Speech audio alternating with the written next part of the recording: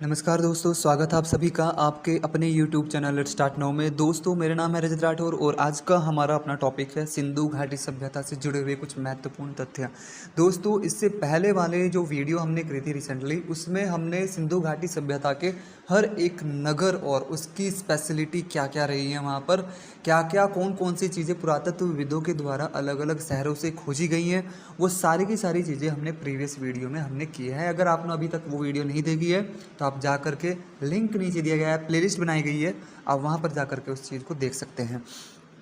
बाकी आगे बढ़ते हैं हमारे टॉपिक के साथ। देखिए जो सिंधु घाटी की सभ्यता के आज हम महत्वपूर्ण बिंदु करेंगे, वो बिंदु कहीं ना कहीं शो करेंगे पूरी की पूरी जो सिंधु घाटी सभ्यता है उसको, यानी कि किसी एक नगर को शो नहीं करेंगे। वो एक ऐसे पॉइंट होंगे जो पॉइंट कहीं ना कहीं हर एक जगह नॉर्मली हमने पूरी सभ्यता में कहीं ना कहीं देखने को मिले हैं।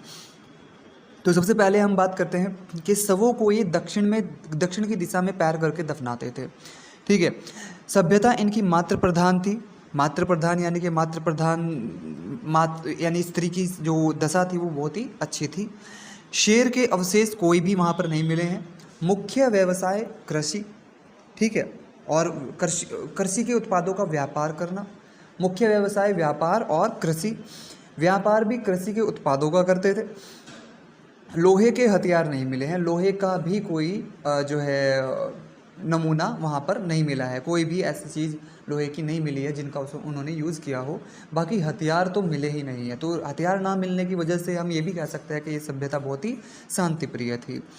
लिपि यहाँ की भावचित्रात्मक रही है, दाएं से बाएं लिखी जाती थी। भावचित्रात्मक एक ऐसी लिपि होती है, हालांकि आपको पता ही है कि आदि ऐतिहासिक काल का हिस्सा है। आदि ऐतिहासिक काल यानी ऐसा समय इंटरवल जहाँ के लिखित साक्ष्य हमारे पास है लेकिन हम उनका मतलब नहीं समझ सकते।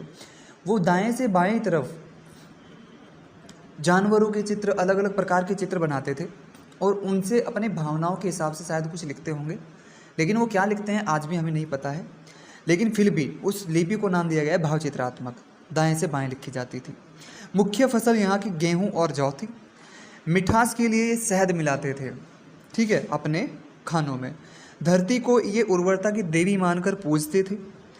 कुबड़ वाला सांड पूजनीय माना जाता था और साथ ही साथ प्रदा प्रथा, वैश्या प्रथा प्रचलित थी यहाँ पर, ठीक है।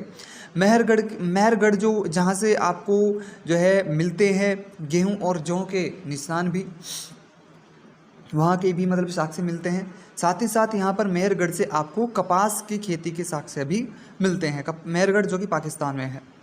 मुख्य खेल यहाँ का शतरंज माना गया है पूरी सभ्यता के दौरान। मुख्य पक्षी यहाँ का फाख्ता और स्वास्तिक, जो कि हिंदू धर्म में एक कहीं ना कहीं निशान माना जाता है, एक अच्छाई का निशान माना जाता है, या फिर शुभ मुहूर्त वगैरह का निशान माना जाता है।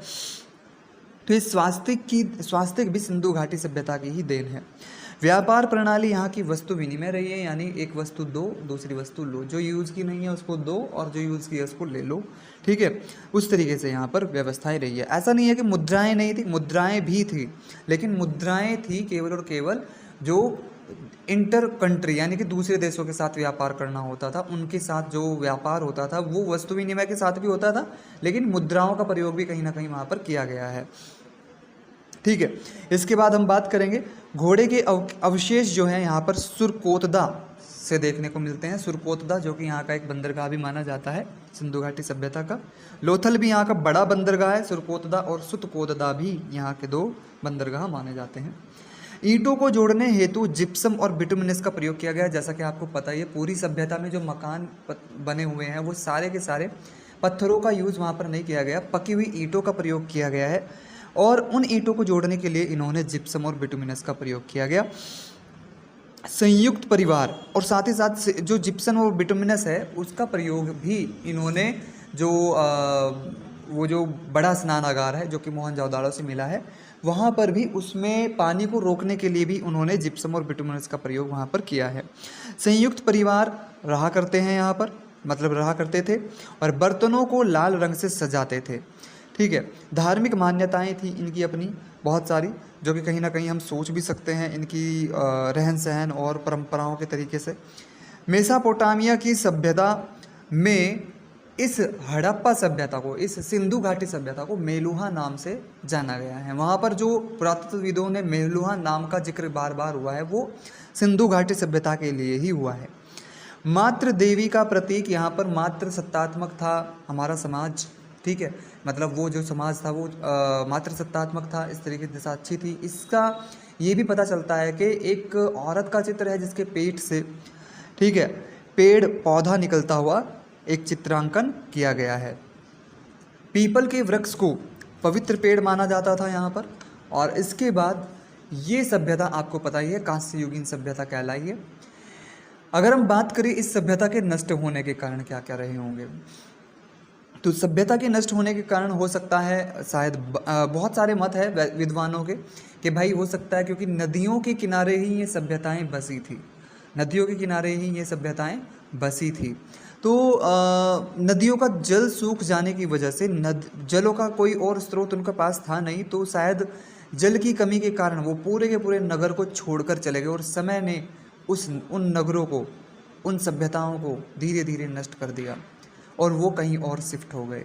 तो ये भी मत है और ये मजबूत मत भी है, क्योंकि इसके बाद हम पढ़ने वाले हैं सिंधु घाटी सभ्यता के बाद, जिसका सिंधु घाटी सभ्यता का टाइम इंटरवल आपको पता ही है, 2500 ईस्वी से 1700-1800 ईस्वी तक माना जाता है, ईस्वी पूर्व तक माना जाता है, ठीक है, 2000 ईस्वी पूर्व तक भी मानते हैं कुछ विद्वान। तो लेकिन अगर हम बात करें वैदिक सभ्यता कब से मानी जाती है, वैदिक सभ्यता 1600 ईस्वी पूर्व से 500 ईस्वी पूर्व तक मानी जाती है, ठीक है। अब यहाँ पर मुद्दे की बात यह है कि 1600 ईस्वी पूर्व से जो 500 ईस्वी पूर्व तक वैदिक सभ्यता चली वो सिंधु घाटी सभ्यता के बाद चली। तो हो सकता है सिंधु घाटी के लोग ही वहाँ के नगरों को छोड़कर गंगा की सहायक नदियों के पास तटों पर आकर के बस गए हों। और इसके प्रमाण भी हैं जो कि सनोली साइड से मिला हुआ रथ है और भी बहुत सारे, जैसे कि सिंधु घाटी सिंधु नदी और उसकी सहायक नदियों के बारे में जो ऋग्वेद में जिक्र किया गया है, उनको पवित्रता की देवी माना गया है और बहुत बार बार सिंधु नदी का जिक्र किया गया है वहाँ पर भी। तो खैर हम आगे बढ़ रहे हैं। एक तो नदियों का सूख जाना भी इसका एक कारण माना गया है, बाढ़ भी एक कारण माना गया है कि हो सकता है कि बाढ़ आ गई हो और बाढ़ की वजह से लंबे समय तक पानी रुके रहने की वजह से लोग वहाँ से चले गए हों, या फिर पूरे के पूरे लोग जो है बाढ़ में बह गए हों, या फिर हो सकता है कि क्योंकि उस समय ईंधन का कोई भी स्रोत दूसरा नहीं था लकड़ी के अलावा, तो हो सकता है जंगलों के विनाश की वजह से कोई भी वहाँ पर संसाधन ना बचा हो और उसके बाद उन्होंने वहाँ से पलायन करना पड़ा हो। भूकंप भी इसका एक कारण माना जाता है। इसके बाद अगर हम बात करें सिंधु घाटी सभ्यता के समकालीन कौन कौन सी ऐसी सभ्यताएं थी जो दुनिया में फूल रही थी। एक मेसोपोटामिया की सभ्यता जिसका समय अंतराल 5000 ईस्वी पूर्व से 2000 ईसा पूर्व तक माना जाता है। इराक में इस सभ्यता का उद्भव हुआ दजला फरात नदी के किनारे और लिपि यहाँ पर चित्रात्मक थी। अपने मंदिर को ये जिगुरत कहते थे। क्या कहते थे भाई? जिगुरत। मेसोपोटामिया एक ऐसी सभ्यता जिसके साथ जो हमारी सिंधु घाटी सभ्यता है उसका बहुत ही बढ़िया तरीके से व्यापार होता था। इसके बाद मिस्र सभ्यता भी रही है। मिस्र सभ्यता का भी समय अंतराल 5000 ईसा पूर्व से 2000 ईसा पूर्व तक ही माना जाता है। 2100 ईसा पूर्व तक भी माना गया है।